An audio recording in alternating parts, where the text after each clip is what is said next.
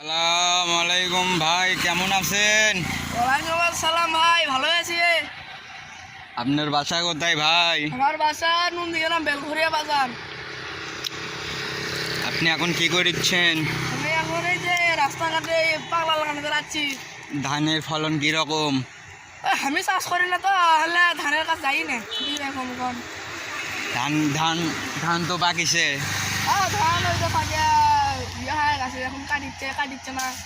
ধান কাটা শুরু হয়ে গেছে। হ্যাঁ, কয় বিঘা লাগাছেন? না 52 বিঘা। 52 বিঘা লাগাছেন। কি কি সার দেন?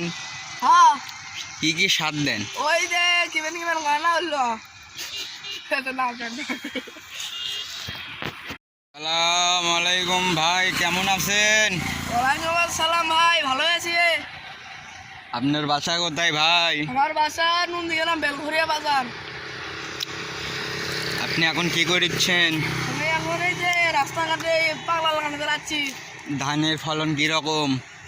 আমি চাষ করি না তো, হলে ধানের কাছে যাই না।